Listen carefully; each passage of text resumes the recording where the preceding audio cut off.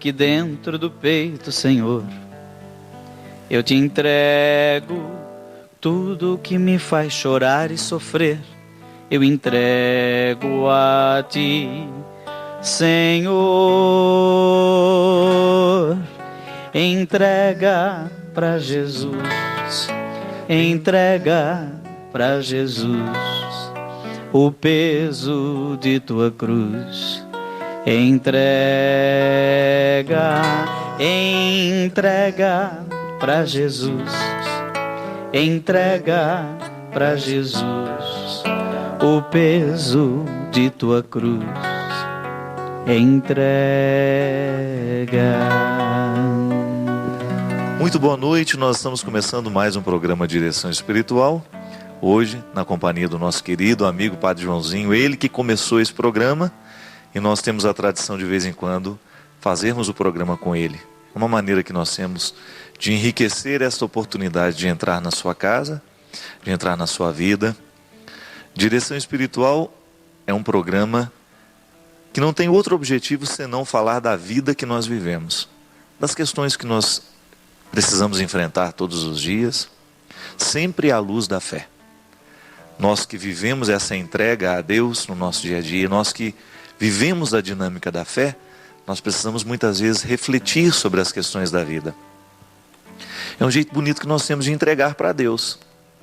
A gente que precisa viver essa mística da entrega, sabe que também, antes de entregar para Deus, nós precisamos fazer a nossa parte. O bom cristão é aquele que busca realizar o que é possível, para depois depositar nas mãos de Deus o que é impossível. E é nessa dinâmica de entrega que nós vamos amadurecendo, que nós vamos crescendo, abrindo os caminhos. Quando a gente descobre que essa mão de Deus atua na nossa história também através de gestos humanos. Descobrir qual a melhor maneira de conduzir uma situação. Você já deve ter observado que muitas vezes nós sofremos porque não soubemos colocar a situação do jeito certo. Ou não nos encaminhamos para a situação de um jeito certo. Muitas vezes nós sofremos por inércias, por comodismos. E a palavra de Deus, ela sempre vem para nos desinstalar, para nos levar adiante. Muitas vezes nós ficamos desinstalados e o outro objetivo Deus não tem senão nos fazer avançar nesse processo da vida, que é sempre tão importante. Nós não podemos ficar parados, nós não podemos estacionar o nosso processo humano. Porque quanto mais nós avançamos no nosso processo humano, quanto mais a gente aperfeiçoa o humano que está em nós, mais divinos nós vamos ficando. Porque o processo é o mesmo, humanizar e divinizar. A fé nos ensina isso. A nossa humanidade, quando verdadeiramente colocada na perspectiva da cristificação, né, deste processo do Cristo em nós, e isso é a conversão, configurarmos a nossa vida à vida de Jesus. E outra coisa não é senão nós nos tornarmos humanos aprimorados. E é isso que nós queremos através do programa Direção Espiritual. Fazer dele um espaço de reflexão para que nós tenhamos condições de aprimorar este processo, viver com primor este processo de Deus na nossa vida. 0 operadora 12 31 86 26 00. Através deste programa você liga, entre em contato conosco, fala com os nossos atendentes, deixa o seu pedido de oração, o seu pedido de aconselhamento, ou também através do SMS, enviando do seu celular uma mensagem para as letras CN 40, para os número 49400. Repetindo, CN, o número 49400. E aí você digita a sua mensagem e entra em contato conosco aqui através destes recursos que a tecnologia nos oferece, que são cada vez maiores, né, Padre Joãozinho? É isso aí, Fábio. Boa noite. Boa noite. Uma alegria muito grande sempre voltar aqui. E você estava falando de entrega, né? Eu lembro, 10 anos eu fiz o programa Direção Espiritual, 10 anos. E em alguns momentos, eu me vi diante de situações de pessoas, inclusive que ligavam, né, ao vivo, e colocavam certas situações em que eu não sabia o que dizer. Simplesmente situações tão complicadas que não havia uma palavra a dizer. É como quando a gente vai no enterro de alguém muito querido, principalmente de um jovem, até de uma criança, e parece que uma palavra já é demais. E todas as palavras do mundo não são suficientes.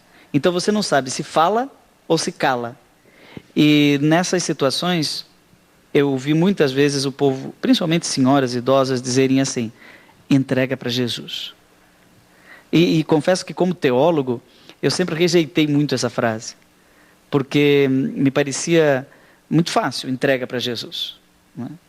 Entrega para Jesus e a minha responsabilidade onde é que fica? Mas há momentos em que de fato não há solução aparente na minha mão. Agora a solução passa pelo mergulho, por um momento de insegurança, pelo salto qualitativo da fé. Ou seja, eu perco a responsabilidade sobre a situação provisoriamente e entrego para Deus. E é como quem está na ponta de um trampolim para saltar, e ele precisa ter um ato de fé para saber que tem água lá embaixo. Não é? Principalmente se está muito alto e ele não vê. Ou entra num túnel, ou passa por uma curva, ele sabe que do outro lado da curva, depois do horizonte, ainda tem mar. Depois da nuvem, num dia nublado, ainda tem sol, o sol não acabou. Então é preciso um ato de fé para entregar para Jesus. Aí eu entendi que o carisma da nossa congregação dos Padres do Coração de Jesus é a oblação. Palavra complicada, né? Oblação, ninguém sabe o que é oblação. O que é oblação? A gente reza de manhã um ato de oblação. Na verdade é ato de entrega. O que a gente faz é entregar para Jesus. Quando a gente sobe no avião, né? Nesses tempos de buraco no céu. E de avião caindo, entrega para Jesus. Tanto tempo que eu vivi com medo de avião. Vivi 10 anos com medo de avião. Aí um dia eu pensei, não, mas eu tenho que entrega para Jesus. No momento que você entrega, você redimensiona o sentido. E Viktor Frankl, aquele psicólogo que nós falávamos da última vez, ele descobriu que vive mais quem entrega. Ele chamou de intenção paradoxal isso, mas é, na verdade, um ato de entrega. Na verdade, quem entrega para Jesus se tem mais inteiro na própria mão. É mais livre. Né? E é interessante, Padre, porque hoje a gente sente que o grande causa dos nossos sofrimentos é justamente o estresse que nós criamos a partir de realidades que nos fazem sofrer, né? Então eu tenho uma situação grave, difícil de lidar, e muitas vezes eu esbarro no limite. Até ali eu pude fazer alguma coisa, depois não posso mais. Isso adoece muito as pessoas nos dias de hoje. Essa incapacidade que muitas vezes nós temos de lidar com uma determinada situação, quando nós já não podemos mais fazer alguma coisa naquele caso. E é interessante porque parece que isso contraria muito tudo que a gente aprende, que nós precisamos ser competentes, nós precisamos dar conta das coisas, né? E a fé é esse descanso, né? A fé é descanso, a fé é repouso. Nem sempre nós precisamos dar conta de tudo, né? Há momentos em que realmente a gente precisa viver esse desprendimento de acreditar que eu não tenho mais o que fazer agora. Então, a perspectiva da entrega, ela parece quase que uma irresponsabilidade diante desse discurso nosso de ter que dar conta de tudo. Parece, mas sabe o que isso tem uma raiz assim antropológica, muito, aliás, não vou falar essa palavra antropológica. Da última vez me xingaram lá no meu blog dizendo que nós tínhamos falado palavras difíceis aqui no programa. No programa? Vou falar antropológica, coisa que tem a ver com o humano. Uma raiz humana dessa verdade acontece com aquele ditado chinês, não sei se você conhece, que na porta da memória tem um soldado chamado desejo. Já ouviu falar disso? Não. Os chineses têm um ditado que diz assim: na porta da memória tem um soldado chamado desejo. Então, é assim, você quer lembrar o nome de alguém e você chega numa cidade onde você já esteve. Me aconteceu eu tive em Pará de Minas e conheci um sujeito lá que organizou um show, uma palestra, sei lá, chamado Vinícius. E esses dias eu estava na Canção Nova, gravando um programa de televisão com a Miriam Rios, e estava lá o Vinícius. E eu olhei para ele, eu reconheci a pessoa, mas não lembrei o nome. E por mais que eu tentasse lembrar, eu não conseguia, porque na porta da memória tem um soldado chamado Desejo. Quanto mais eu quero lembrar, menos eu consigo lembrar. Você consegue. Aí, a partir do momento que eu disse para a minha própria memória, não quero mais lembrar, abri mão do desejo, aí veio o nome. Né? É Vinícius de Pará de Minas. Entendeu? Acontece isso sempre com a gente. Tem muitos casais que também não engravidam por causa disso, né? Exatamente. Fica naquela ansiedade. Às vezes a esposa se cobra tanto, né? Ela acaba vivendo um processo de culpa. Não darei o filho que o meu marido quer. E aí entra em todos os processos de culpa e até mesmo de busca, muitas vezes até forçando uma determinada biologia que ainda não está sei lá por quê, por que motivos, preparado para a maternidade. E aí na hora que eles relaxam, às vezes adotam uma criança. Quando adota, depois engravida. Já ouvi falar muitas vezes disso. É interessante, Padre, porque viver essa... Porque outro dia até mesmo, na semana passada, tinha uma pessoa que me perguntava: Padre, quando é que eu sei que eu já lutei tudo o que eu tinha que lutar e que agora eu preciso esperar a vontade de Deus? É muito difícil a gente descobrir, né, na nossa experiência prática. Quando é que eu sei que a partir de agora quem tem que agir é Deus? Eu vejo, por exemplo, muitas pessoas, às vezes, rezando, implorando por curas, né? A pessoa está doente, ter um familiar doente é sempre muito complicado. O câncer que está muito presente na vida de tantas pessoas, eu tenho certeza que hoje muitas pessoas que nos assistem vivem esse dilema em suas casas. Até que ponto é direito nosso implorar pela cura daquela pessoa? Muitas vezes Deus não tem, eu não posso alterar aquilo que é o desígnio de Deus. E a gente acaba criando umas inimizades com Deus, né, por causa disso. Às vezes nós achamos que a experiência de fé nos autoriza que Deus faça tudo o que a gente quer. E não é bem por aí, né? É importante a gente ter essa capacidade de reconhecer que quando a gente entrega para Deus, nós estamos dando a Ele o direito de que as coisas sejam feitas como precisam ser. No fundo, essa aparente irresponsabilidade de entregar para Jesus, Ele que resolva, esconde uma responsabilidade maior, porque sou eu que entrego, livremente. É uma liberdade maior eu entregar. Então, eu estou lembrado de um programa de rádio que eu escutei esses dias nessas minhas andanças, liguei o rádio no carro, tinha um programa, não era católico, e o pastor dizia assim: por que Jesus veio à Terra? Com certeza o primeiro motivo foi para morrer na cruz. Meu Deus. Foi para morrer na cruz? Não. Foi para dar a vida. Porque dar a vida é diferente de morrer. Não significa, né, que ele precisava até morrer do jeito que morreu, né? Então Jesus fez a vontade do Pai. E a vontade do Pai não era que ele morresse, mas que ele nos salvasse. E a salvação era a contingência a morte na cruz era a contingência, era a exigência, né, da salvação. Como aquele Silvio Hollenbach, você já ouviu falar? Já. Desse herói brasileiro que pulou, lá pelos idos de 1975, ele pulou em Brasília no Poço das Ariranhas para salvar um menino e acabou sendo morto por esse animal. E para mim isso esconde exatamente a atitude de Cristo, que pula no poço para nos salvar, não para morrer, não é masoquista. Ele entrega, mas a entrega dele tem uma mira de salvação, ele quer só a vida, ele não quer a morte, né? E Jesus disse assim: ninguém tira minha vida, eu a dou livremente. Então quer dizer, o ato de oblação de Jesus, a entrega de Jesus, foi um ato de liberdade absoluta. Então, quando alguém entrega para Jesus com esse espírito, ele não está sendo irresponsável, está sendo mais responsável, não está sendo escravo, está sendo totalmente, absolutamente livre, né? Por isso que funciona depois, né? E às vezes dá mais trabalho entregar do que reter, né? Às vezes é muito difícil você permitir que alguém cuide. Eu vejo isso no dia a dia e você também deve experimentar. Quantas vezes você precisa fazer alguma coisa e você não confia em deixar aquilo que você precisa fazer para que outro faça? Por causa de uma... Às vezes nós achamos que só nós podemos resolver, que tudo vai passar pela nossa competência.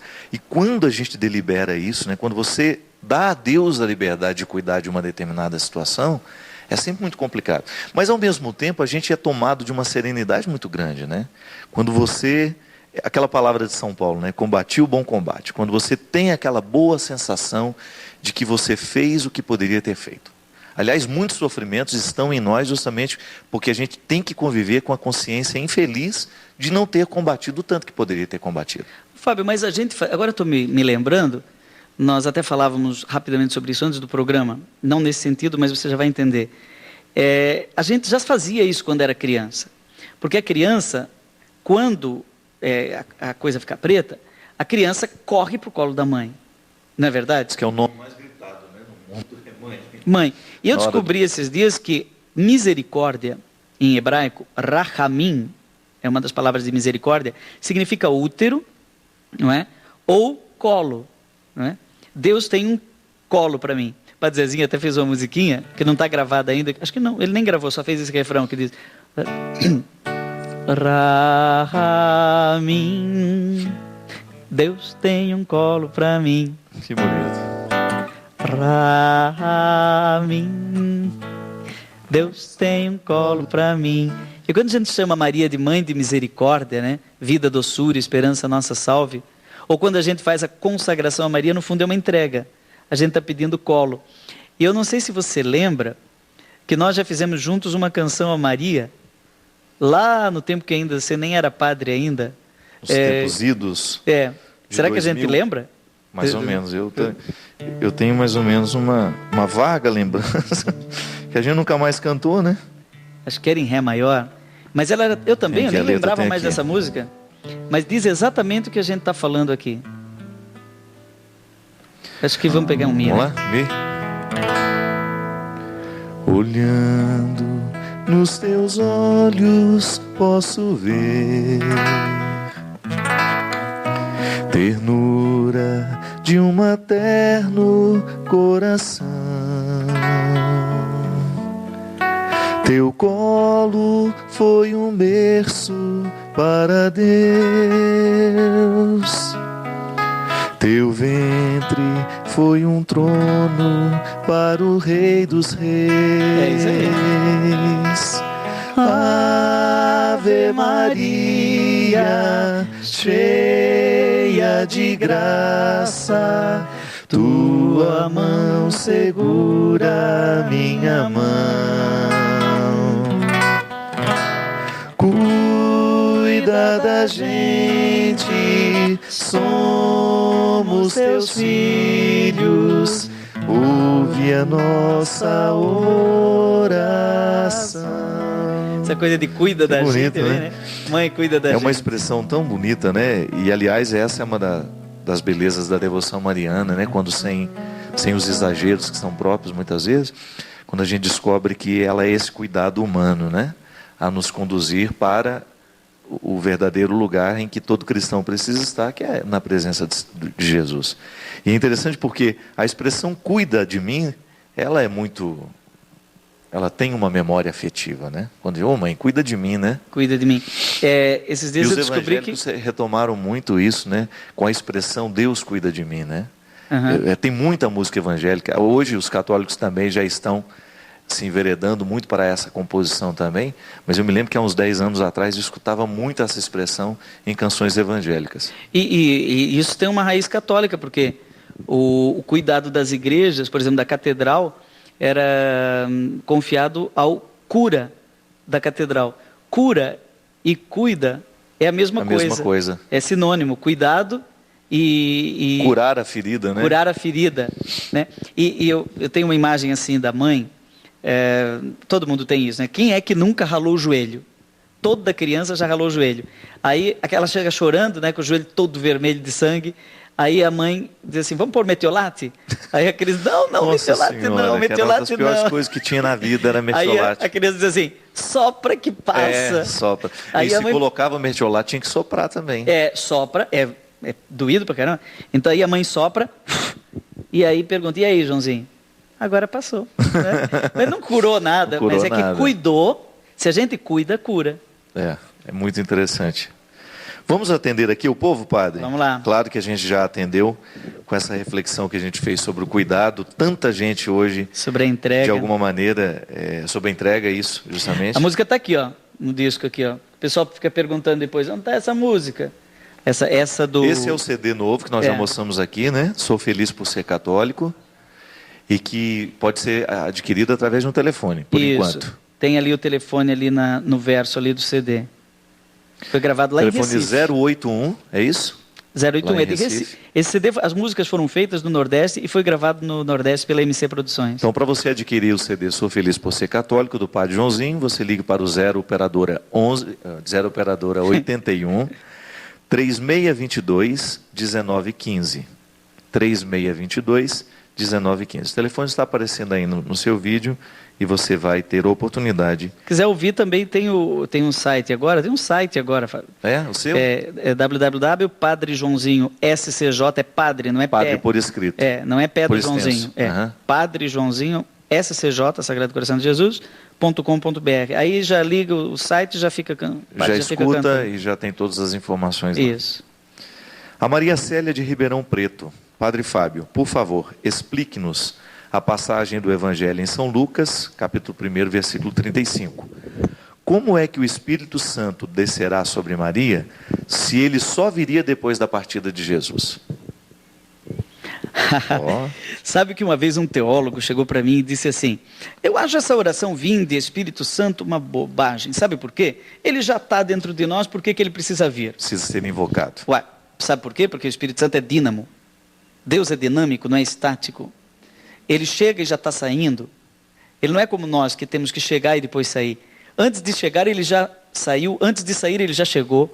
Quer dizer, é como uma água de uma turbina, a água de Itaipu. Ela vai passando dentro da turbina e vai gerando luz, vai gerando energia, vai gerando vida. Então o Espírito Santo é dinâmico, não é? Ele já estava na criação. Nós fomos criados por ação do Espírito. Aliás, lá no Gênesis tem uma expressão bonita que diz que era uma confusão, era um caos e o Espírito pairava sobre as águas. Né? Então esse ruá, que aliás é feminino em hebraico, né? E é neutro em grego, pneuma, só em latim que é masculino, espíritos. Né? Em grego é neutro, em hebraico. Jesus nunca chamou o Espírito Santo de masculino, chamava o Espírito de ruá, a ventania, né? Não o vendaval, a ventania. Então, o Espírito, assim como no princípio, lá no Gênesis, ele pairava sobre as águas, o autor do livro de Lucas, do Evangelho de Lucas, faz chama-se síncrese, um paralelo bíblico. Ele pega aquele texto do Gênesis, o Espírito chocando a criação, como que uma ave que está gerando do caos a ordem, né, da confusão, o universo, ele está pairando agora sobre Maria. Né? E naquele ventre é gerado o novo Adão, que é Jesus. Padre, não sei se estou errado, mas também tenho uma intuição de que essa manifestação, depois da partida de Jesus, está diretamente ligada à vida da igreja também, né? A necessidade de que agora toda esta presença de Jesus será sacramental na vida da igreja. E o Espírito Santo é um instrumental para esta presença, não é isso? Exatamente. Agora, esse Pentecostes de Jerusalém, das línguas de fogo... Que é onde ela fala aqui, né? É um Pentecostes. A dúvida da pessoa. O Espírito é tão dinâmico que ele não está apenas presente nesse Pentecostes. Por exemplo, há um Pentecostes que acontece lá, é relatado em João, no Cristo ressuscitado, que sopra sobre os apóstolos e diz: recebam o Espírito Santo. Ela poderia perguntar: como que Jesus teve a autoridade de dar o Espírito Santo se ele ainda não havia vindo? Ainda não havia vindo, justamente. Porque ele é dinâmico, não é? Quer ver um outro Pentecostes? Na cruz, quando o soldado traspassa o lado de Jesus, sai sangue e água. Aquela água simbolicamente o Espírito Santo que está sendo derramado, como em Ezequiel, a água saía do lado direito do templo, onde ela passava, né? Tinha vida.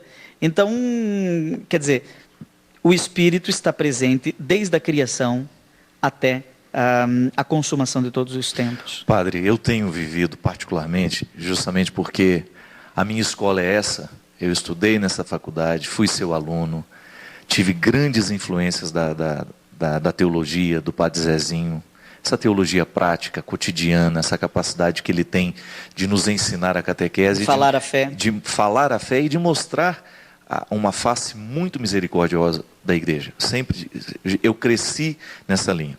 E eu tenho tido assim, enfrentado muitas críticas, ferozes críticas, de pessoas que têm uma dificuldade muito grande de compreender o ecumenismo. Uhum. E esta semana mesmo eu estava... Às vezes existem pessoas que não pensam do mesmo jeito que a gente, mas que são muito respeitosas no trato dessas questões. E eu estava conversando com um garoto lá do Recife, Gustavo, através do e-mail. Ele é um menino muito inteligente, e ele me apresentou uma carta, num determinado momento aí, e eu fiz finalmente a resposta à carta. Mas eu fiquei impressionado de ver algumas reações, não dele, porque ele é uma pessoa que trata com muito respeito essas questões. Mas eu fiquei impressionado de ver algumas reações de algumas pessoas, ou que chegavam no meu e-mail, ou até no próprio espaço dele lá, como essas pessoas compreendem de maneira fechada a presença de Jesus na igreja. Como se Jesus fosse uma propriedade da Igreja Católica e que nós não possamos admitir a presença do Verbo em outros lugares, justamente pela força do Espírito, porque está tudo diretamente ligado ao Pentecostes, né? Nós estamos fundados, somos a igreja, mas nós não podemos negar que este Espírito age onde ele quer. Mas são pessoas que não têm uma... Normalmente falam em nome da igreja e se dizem muito ortodoxos, mas não leram, por exemplo, a encíclica do Papa João Paulo II, Unum Sint, não é? Que fala que todos sejam um, que fala sobre ecumenismo. E que diz, reconhece a presença dessas sementes do Verbo, não só nas outras igrejas cristãs, mas inclusive nas igrejas não cristãs. Por exemplo, no islamismo, não é? Agora tem todo esse... Está se badalando no Brasil a questão da Índia, né? Da cultura hindu, por exemplo. No hinduísmo, não é? A cultura hindu, ela tem valores que são como que fecundados pelo mesmo verbo que fecundou a fé cristã. Isso é a doutrina da igreja, são sementes do verbo. E se quiser ler um texto fantástico do Papa João Paulo II sobre isso, ele deu uma entrevista para um jornalista chamado Vittorio Messori, que está publicado num livro chamado Cruzando o Limiar da Esperança. Foi quando passou do segundo para o terceiro milênio, o Papa deu essa entrevista. E ele falou sobre os valores, por exemplo, do islamismo. Hoje está tão em voga o islamismo. Ele diz, olha, nós cristãos temos que aprender com os muçulmanos a disciplina da oração. O muçulmano reza 5 vezes por dia. E com rigor, né? E com rigor. Nós, religiosos e padres, deveríamos rezar pelo menos 3 vezes o ofício, a liturgia das horas. A laudes, as vésperas, né? A oração do meio-dia, a oração das completas. A oração das completas, a maioria dos padres já esqueceu que tem que rezar, não é? A maioria de nós esqueceu que tem que rezar isso. Um muçulmano não esquece. Para na hora do trabalho. Eu estive na Turquia e ficava impressionado de ver quando tocava o sino, né, da mesquita, né, e toda a cidade se voltava. Fábio, aqui em Taubaté, nós estamos gravando o programa em Taubaté dessa vez. Aqui em Taubaté, muçulmanos param no shopping center, na hora, viram para Meca e rezam. Homens, mulheres. Então, você vai dizer, o Padre Joãozinho está defendendo os muçulmanos? Não. Estou mostrando que o diálogo interreligioso faz parte da doutrina católica. Mas a gente vai continuar esse assunto interessantíssimo logo após o intervalo. Daqui a pouquinho a gente volta. Você pode ligar 0 operadora 12 31 86 2600 ou mandar o seu SMS para as letras CN. Digita aí a sua mensagem para o número 49400. O programa de Direção Espiritual volta daqui a pouquinho.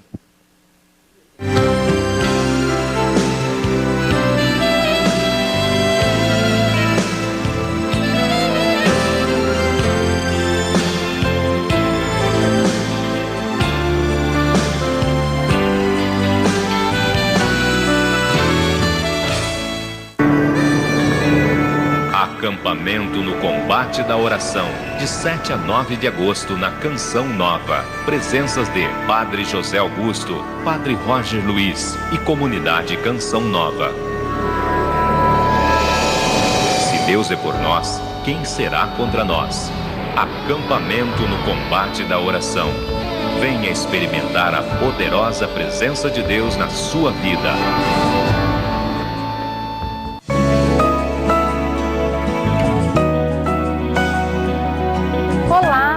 Me chamo Cristiane, sou enfermeira e com minha profissão ajudo muitas pessoas, mas também sou sócia evangelizadora Canção Nova. Assim, posso ajudar outras milhares de pessoas que através da Canção Nova conhecerão Jesus Cristo.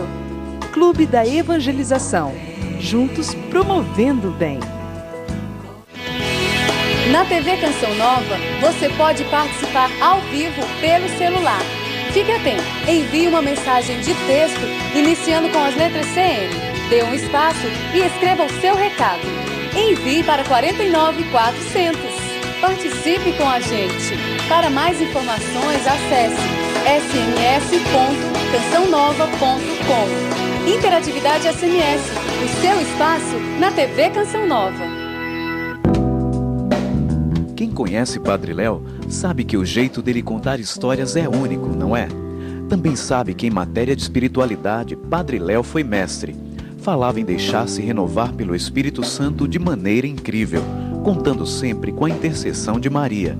As suas palavras continuam vivas em nosso coração pelas obras que ele deixou. DVD Aprendendo com as Histórias de Padre Léo e livros renovados pelo Espírito Santo e cheia de graça. Palavras de alegria, renovação e fé que tocarão sua vida. Adquira nas lojas Canção Nova ou em uma livraria perto de você. Produtos Canção Nova, presentes que transformam vidas. Em Fátima, Nossa Senhora diz: rezem o terço todos os dias para alcançarem a paz no mundo. Em Lourdes, disse a Bernadette: não prometo tornar-te feliz neste mundo, mas no outro. Dia 18 de outubro, vamos levar as nossas preces aos santuários marianos e visitar Portugal, Espanha e França. Estarão conosco o Padre Paulinho e o meu marido, Diácono Nelsinho Correia. 18 de outubro, Santuários Marianos. Ligue 12 3186 2055. Obra de Maria, mais que viagens, encontros com Deus.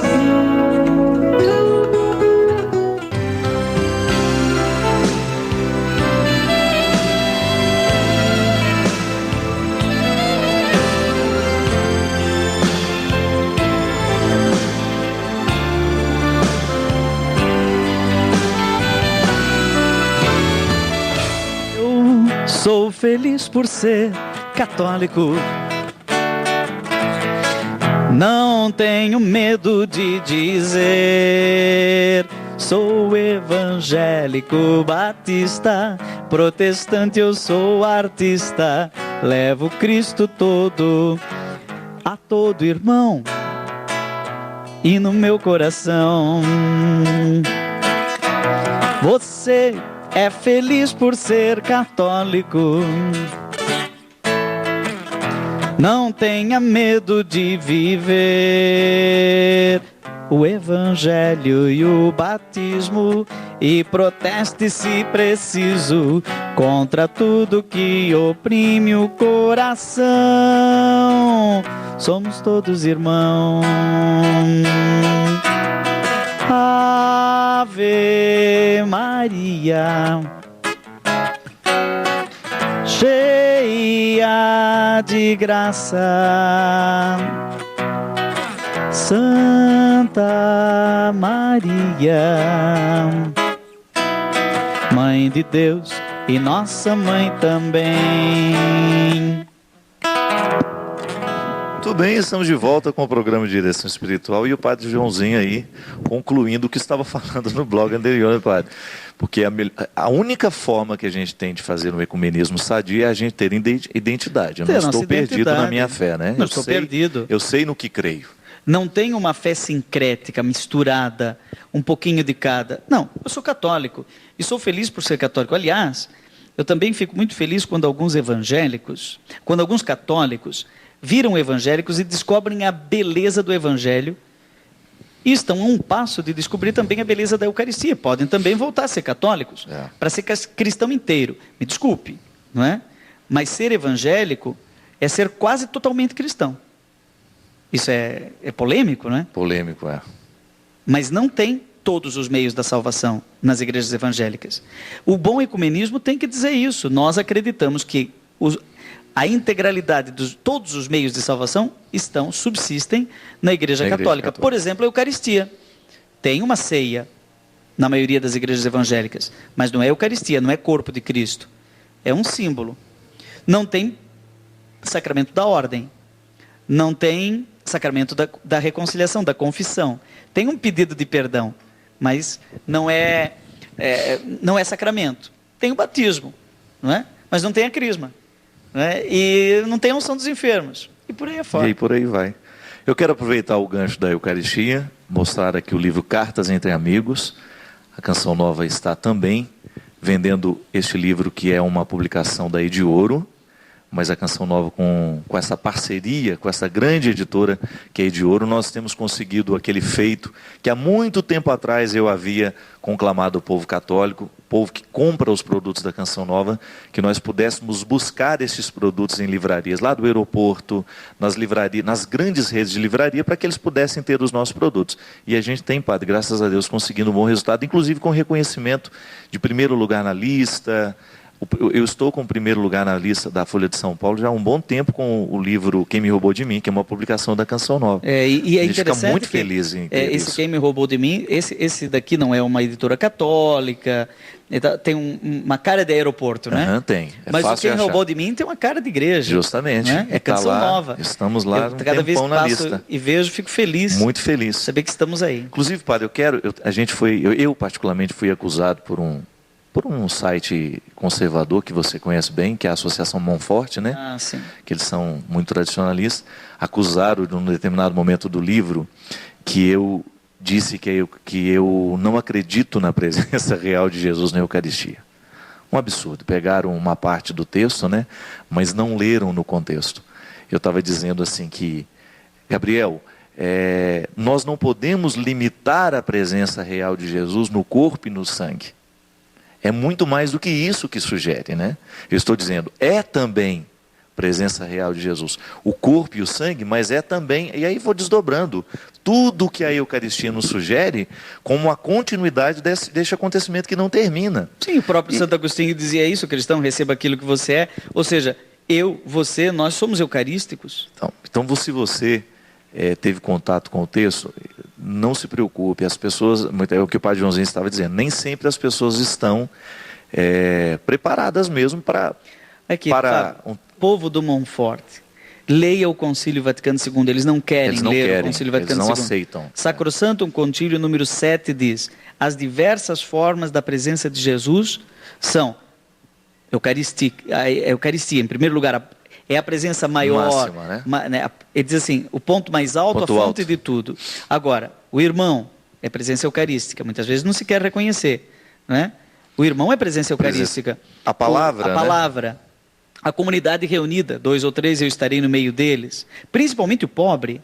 Jesus disse em Mateus 25, lembra, estive nu, estive doente, estive na prisão e você foi me visitar. Quer dizer, aquela frase que Deus diz a Bíblia inteirinha, eu estarei convosco, é o sinônimo da Eucaristia, a presença de Deus. E padre, e porque depois eu digo também ali, aqui. Esta mística nos permite uma aproximação ainda mais interessante da Eucaristia, acontecimento ritual que nós católicos chamamos de presença real de Cristo. O que é a presença real? A matéria consagrada? O pão e o vinho somente? Não estou dizendo que não é, né? Estou dizendo, só isso? É só nisso que nós acreditamos na presença real? Não. Juntamente com as duas substâncias está o bonito e sugestivo significado da ausência. Porque é aqui que a Eucaristia coloca a sua força. Aquilo que você chama de ausência é mistério. É Jesus que diz, fazer isso até que eu volte. Não é verdade? Celebrar este mistério até que eu retorne. Certo? Mas a presença real de Jesus sugere que está no corpo, e no pão e no vinho, mas que quando eu comungo este corpo e o vinho, eu me transformo nesta presença de Cristo na história também. Mas sabe, Fábio, tem gente que quer ser tão ortodoxo que acaba se tornando herege. Veja, por exemplo, uma pessoa me disse, durante a Expo Católica, há algum tempo, lá no Inhambi, em São Paulo, me deixou assustado isso. Disse assim, que imagina se eu beber o sangue de Cristo, por mais que eu beba, eu não estarei bebendo nenhuma bebida alcoólica, eu estou bebendo sangue. Espera aí, eu falei, você está bebendo vinho, materialmente. Substancialmente, você está se alimentando do sangue de Cristo. Sangue na Bíblia significa vida. Então, se você beber 2 litros de vinho consagrado de sangue de Cristo, você vai ficar alcoolizado. Você vai ficar alcoolizado. Porque aquele vinho consagrado continua sendo alcoólico.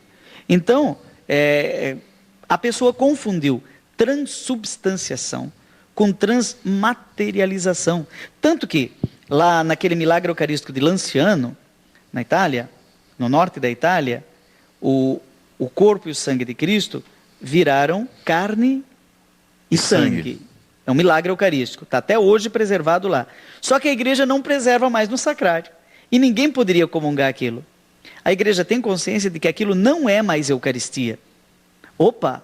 Não é Eucaristia por quê? Porque não é mais pão e vinho. Agora é carne e sangue. Nós não somos antropófagos. A Eucaristia não é antropofagia. Não é comer carne e beber sangue. Falo disso também na carta. Não é? Justamente. É alimento, é sacrifício. Não é sofrimento. Outra gente diz assim, confunde sacrifício com sofrimento. O sofrimento de Cristo nos salvou. Não foi o sofrimento de Cristo que nos salvou. Foi a entrega, ou seja, o sacrifício. Sacrifício é diferente, muito diferente de sofrimento. Aí cria um dolorismo cristão, No fundo, esse pessoal é materialista.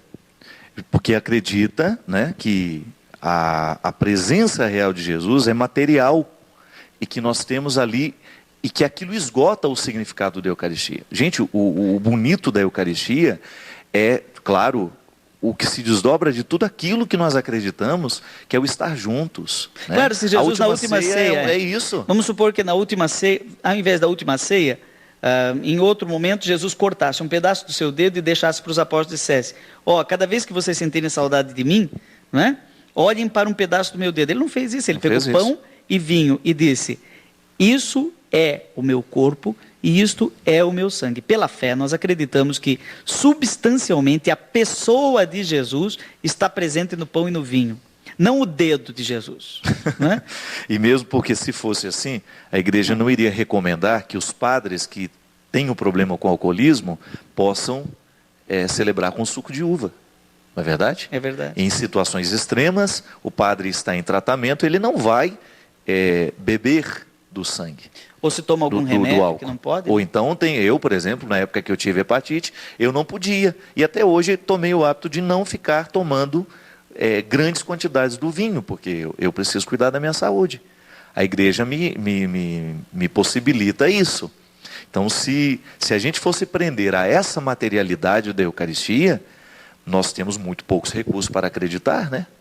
Até mesmo a ressurreição de Jesus. Nós não temos provas materiais da ressurreição de Jesus, isso é um fato. É fé. Se nós tivéssemos a prova concreta, não precisaríamos ter fé. Nós acreditamos na ressurreição, sobretudo por causa do testemunho dos apóstolos. Isso também é prova de ressurreição, mas não é essa prova empírica material que muitas vezes as pessoas querem ter, padre. É muito triste quando nós vemos que, quando a gente percebe que a religião está cada vez mais materializada. E engraçado que isso é uma tendência ocidental, né? Nós ocidentais temos muita necessidade de pegar, de provar. Os orientais não.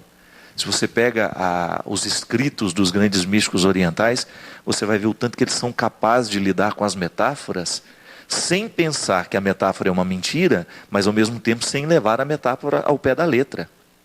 É o que ela sugere que é o mais importante. A sensibilidade com relação ao mistério, que o mundo moderno tem dificuldade, porque a palavra é essa, sensibilidade com o mistério, perfeito. O mundo moderno, ele é racional, ele acredita nas razões, não é? Mas o coração tem razões, Blaise Pascal já disse, né, que a própria razão desconhece. Eu só queria lembrar, nesse contexto, Maria Madalena, Fábio, é fantástico, né? Primeiro, ela diz assim, levaram meu Senhor e não sei onde puseram. Eu acho que a Maria Madalena anda dizendo isso quando vê as igrejas vazias na Europa, quando vê as congregações morrendo na Holanda, na Bélgica. Né? Levaram o meu Senhor. Quando vem alguns teólogos ateus, né, defendendo uma teologia medíocre, dizem assim, levaram o meu Senhor, não sei onde puseram.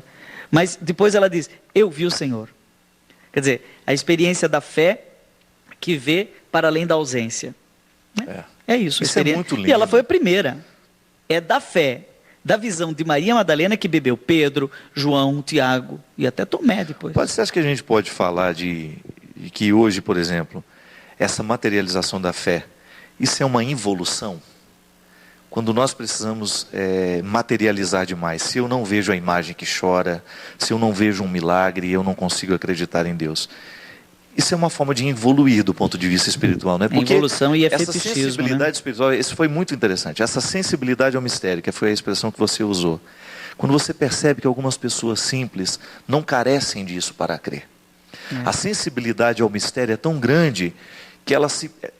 Quer ver um exemplo muito interessante que eu tive? Foi quando eu pude ter intimidade na casa da Adélia Prado. Porque a primeira vez que eu vi a Adélia, eu vi como fã. Aquela coisa chata, né? Você não consegue nem conversar com a pessoa. E depois que a gente foi tendo mais contatos, uma vez eu tive a oportunidade de ir na casa dela, no dia do aniversário dela. Estava lá ela, com todas as irmãs dela, e eu achei assim bonito porque teve, antes de eu ir embora, elas pediram para rezar por mim. Todas as irmãs oraram por mim. E eu fiquei sentado ali no meio, e todas elas colocaram a mão sobre a minha cabeça. Eu achei muito interessante porque é uma família de mulheres muito preparadas do ponto de vista intelectual. Aquela inteligência que a gente vê em Adélia Prado, você vê no Zé, que é o marido dela, você vê nas irmãs. Então é uma casa de gente inteligente. Uma casa de gente muito preparada. Você pode conversar qualquer assunto ali que você tem amparo intelectual para isso. Mas de repente, toda aquela inteligência rendida, um jeito simples de rezar e pedir a Deus que me protegesse, aquilo foi de um... Entrega, aquilo que a gente falava no primeiro bloco. Sabe, e aí essa frase sua aí para mim esclareceu uma experiência do passado que hoje eu vi a partir disso que você disse. E sabe, acho que nós precisamos cada vez mais ter uma educação para essa sensibilidade. A gente não nasce tendo essa sensibilidade, a gente precisa educar essa sensibilidade. E na catequese dos primeiros, do cristianismo dos primórdios, falava-se muito de mistagogia, que seria mais ou menos a pedagogia do mistério. Pedagogia do mistério, misturando pedagogia e mistério, da mistagogia. O que seria a mistagogia? Seria a educação para essa sensibilidade de ver o que não se vê, de sentir o que não se sente. Eu vi o Senhor. E daí participar da Eucaristia. A Adélia Prado tem uma frase que diz assim: às vezes eu tenho que sair da missa e procurar um lugar para rezar. Por quê? Tem missa que cansa, gente. É material demais, né? Fábio, às vezes você não prega uns retiros e você sai cansado. Você não tem vontade de dizer para o Ministério de Música: não dá para vocês guardar os instrumentos? Vamos parar, né? Vamos começar de novo. Vamos desligar a luz? Vamos parar com esse cansaço religioso, com esse de obrigações, né? Muitas vezes. De obrigações, de ter que rezar sem parar. Vamos parar um pouquinho e simplesmente saborear o mistério, porque sem saborear não tem sabedoria. Eu dei uma entrevista agora, essa semana, para um jornal da Academia Brasileira de Letras, que chama Jornal das Letras. E é claro que vem um conjunto de perguntas muito inteligentes de lá, né? E tinha uma pergunta que estava justamente dizendo isso: padre, o senhor articula o tempo todo o discurso religioso e a arte, né? O senhor acredita verdadeiramente no poder redentor da arte? Por quê? E legal. Eu achei interessante porque eu estava dizendo, porque ambos discursos nos descansam.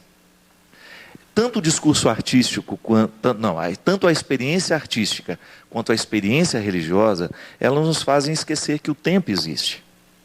E toda vez que eu faço a experiência do esquecimento do tempo, eu vivo uma espécie de redenção.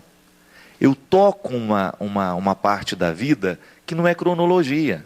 Então eu estou lá vendo a Orquestra Sinfônica apresentar lá uma peça. Eu saio dali de um jeito leve, eu saio muito mais leve que quando eu entrei. De repente eu entrei preocupado, mas aquela regência, aquele concerto foi provocando dentro de mim um esquecimento de que o tempo existe. A mesma coisa, padre, eu me recordo, as minhas experiências com você como padre sempre foram muito saudáveis. Para quem não sabe, o padre Joãozinho acompanhou a minha turma durante 4 anos, né? Nós tivemos 4 anos de acompanhamento dele. E nós rezávamos juntos todos os... Saudade daquelas missas de série. Que nós tínhamos. Que não eram em série, porque nenhuma era parecida com a outra. Justamente. A gente tinha duas vezes na semana a oportunidade de celebrar em pequenos grupos, porque as outras missas eram sempre na grande comunidade, aqui no convento onde nós estamos gravando. Mas o padre Joãozinho sempre fez uma missa diferenciada para nós. A gente não prestava muita atenção no tempo, apesar da gente ter um tempo para celebrar. Todo mundo era músico ali naquela turma, mas não precisava cantar. Não precisava nem violão. Era uma missa que nos descansava. Então, quando nós, e esse é um desafio nosso, de nós padres, né? Não tornar a missa muito material. Não tornar a missa, porque tudo que é matéria é pesado. Eu tenho medo da pastoral litúrgica se tornar cansativa. É tanta criatividade é tanto comentário, é tanta dança na entrada, na coisa, na entrada e na saída. Na saída, é tanta dinâmica de oração, que no final a gente não reza. Né? E uma pessoa de uma equipe de liturgia me disse: padre, eu sempre vou em 2 missas no domingo. Uma, eu vou para ser comentarista, leitor e tal.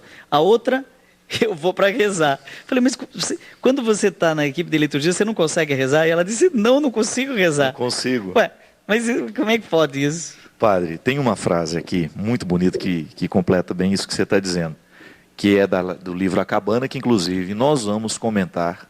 Vou gravar um outro programa com o Padre Joãozinho, nós vamos discutir amplamente as questões da Trindade nesse livro. Então não vai na próxima semana, mas vai na outra semana o programa que nós vamos gravar aí com o Padre Joãozinho. Aguarde. Então, são muitos os e-mails que pediram uma reflexão sobre esse livro. Mas olha que interessante essa frase. A terra repleta de céu e cada arbusto comum incendiado com Deus. Mas só aquele que vê tira os sapatos. Os outros se sentam ao redor e colhem amoras. É teologia. Teologia pura. Justamente porque, às vezes, nós estamos dentro da igreja, mas estamos comendo as amoras. Só alguns perceberam que ali Deus está incendiado. Né? Você já viu como Deus é que está presente na realidade. O pessoal leu o texto, está inspirado em Maomé, né? Moisés, na sarça ardente. Dentro da sarça ardente, Moisés olha e ouve aquela frase: tira as sandálias dos teus pés. Aí o pessoal lê assim: Moisés, tira as sandálias, como se fosse um Deus moralista. Tira essa sandália, você não vê que aqui tem que andar descalço? Mas, na verdade, eu estou imaginando aquele pai que chega no final do dia em casa, do trabalho, assim, com a gravata. Cansado. Aí ele tira o sapato na sala mesmo, senta no sofá. Aí o filho já vem, fica do lado dele, liga a televisão ou não liga a televisão, não dá nem para ligar a televisão, não quer sossego, desamarra o nó da gravata, né?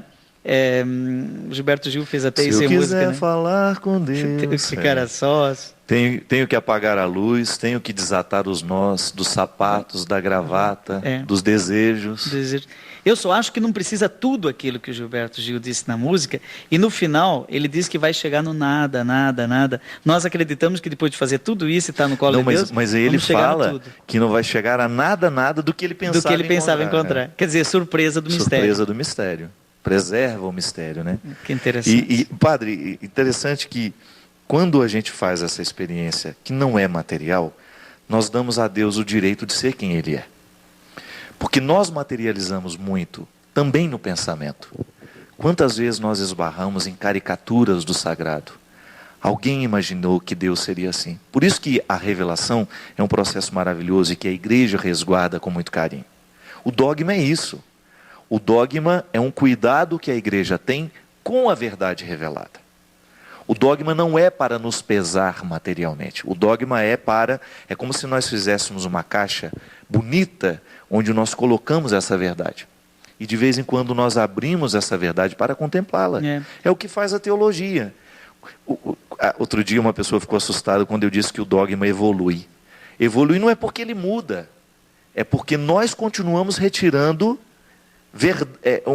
os desdobramentos daquela verdade que foi anunciada. Evoluir não significa modificar o que foi dito, mas significa, é como se fosse tão profundo e é tão bonito o que nós temos ali, que não esgota. Não é ele que evolui, na verdade, é a nossa compreensão a respeito dele justamente que evolui. Evolui o que nós compreendemos sobre ele. É verdade. Isso é tão interessante. Você estava falando aí de deixar Deus ser Deus. Esses dias eu disse no meu blog, na Canção Nova, né? blog.cancãonova/Padre Joãozinho, acho que é isso, né? Então eu falei que a igreja pede que não se use o nome de Deus dito na Bíblia. Eu não vou pronunciar esse nome aqui, até por respeito aos judeus. Os judeus nunca pronunciam o nome de Deus. Aliás, tem até um mandamento: não pronunciar seu nome em vão. Na verdade, aquele nome revelado a Moisés na sarça ardente, como é teu nome? Ele disse o nome. Era evitado pelos judeus justamente para deixar Deus ser Deus, porque quem tem o nome, do ponto de vista bíblico, tem a posse da pessoa e esgota o sentido da pessoa. O nome, quando Maria Madalena escuta Jesus dizer Maria, aí ela reconhece Rabone, mas ela não diz Jesus, ela diz Senhor, Rabone, né? meu Senhor, né? Então a Bíblia usa Elohim, a liturgia nossa usa Senhor, né? Mas nunca diz o nome próprio de Deus, justamente para deixar Deus ser Deus. Muita gente diz assim, não se deve tirar uma palavra que está na Bíblia. Não, está certo, mas eu evito dizer o nome de Deus por respeito à identidade dele. Eu não tenho o direito de dominar Deus. Deixa Deus ser Deus, não é? Porque é o melhor jeito de viver a salvação, né? Porque se eu faço um Deus à minha imagem e semelhança, é bem provável que eu viva na condenação. Que eu acabe caindo em muitas condenações, porque Deus perde a oportunidade de agir em mim. A partir do momento que eu materializo uma ideia e eu não saio daquilo, eu não permito que Deus me surpreenda, a vida vai ficando enfadonha, a religião vai virando um peso. Exatamente. Por isso também que não se faz imagem. A Bíblia diz, não faz imagem. Não fica representando demais Deus. Não fica impondo demais a tua imagem, vamos dizer, plástica, né? O teu desenho de Deus, o teu nome de Deus, o teu discurso de Deus. Aí você vai dizer, então nós devemos calar. Lá no fim, nós devemos calar, assim, o livro de Jó fala muito isso. Jó não ficou falando sobre Deus, os amigos dele ficaram falando sobre Deus, dando conselho, não sei o que, no sofrimento, e Jó ficava brigando com Deus. Tem gente que chega para mim e diz, padre, eu estou desesperado, eu estou brigando com Deus. Ótimo. Brigar com Deus é uma forma muito saudável de rezar. Você já não viu isso? Com certeza. E às vezes a oração mais sincera que nós podemos ter diante de uma determinada situação é dando uns gritos mesmo, né? Falei, e aí, Senhor? Reclamamos. Como é que eu faço agora, né? Porque isso é nisso que está a beleza desta intimidade que nós podemos ter com o Senhor. Quando nós descobrimos que a minha experiência me dá a intimidade que eu tenho com Ele me autoriza a chegar e dizer o que eu verdadeiramente estou sentindo. A minha oração não precisa ser uma maquiagem. Você não precisa ficar inventando coisas para dizer a Deus. Diga a Ele a sua vida. É o jeito mais sincero e bonito de rezar. Entrega para Jesus. Chegamos de novo no mesmo ponto de início. Padre. Está o CD aí, ó. Foi tão bom que passou rápido. E descansou. Eu estou descansado, Fábio. Eu também estou. Quando normalmente a gente, no final do programa, a gente sempre cansado. Uma satisfação imensa. Obrigado. Descansado, foi uma alegria. Quem quiser conseguir o CD aí, ó, liga para 0, operadora 81. É da MC Produções. Foi gravado lá por essa produtora que tem organizado minha vida, principalmente no Nordeste. Mas em todo o Brasil. 3622-1915. Quem quiser levar o senhor também para algum lugar, nesse número também? Mesmo número. Então pronto. Tem lá, tá uma banda muito boa lá. Tem um celular também aqui, ó, 9984-1162. Só não liga agora que a pessoa já deve estar dormindo, né? Deixa para ligar aquele povo amanhã. não dorme. No celular pode ligar a hora que for. Então deixa para ligar umas 3 da manhã. Para acordar a pessoa no meio da noite. É Mário Carlos o nome dele, viu? Lá pelas 3h30 você liga. Você sabe que ele é irmão de um padre que chama João Carlos. Ele é irmão do padre João Carlos. Um grande abraço ao padre João Carlos. Provincial que faz um trabalho maravilhoso de evangelização. Por culpa dele que eu não me chamo João Carlos, viu? Meu nome é João Carlos. Eu me lembro. E aí ele virou o padre cantor João Carlos, aí sobrou só Joãozinho para mim. Mas foi bom. Obrigado pelo seu carinho, pela sua atenção. Nós, na próxima semana, vamos ter mais um programa de direção espiritual. E na outra semana, você vai ter mais um outro programa neste formato, discutindo aqui as questões que o povo nos apresenta, com essa sabedoria grandiosa que é o Padre Joãozinho, para nos ajudar a refletir a vida e algumas questões teológicas que são importantes também no nosso desenvolvimento espiritual, no nosso aperfeiçoamento como pessoas. Vamos dar a bênção, Padre? Bora. Povo, o Senhor esteja convosco. Ele está no meio de nós. Derrame sobre todos nós a bênção do Deus Todo-Poderoso, Pai, Filho e Espírito Santo. Amém. Amém. Até o próximo programa, se Deus quiser.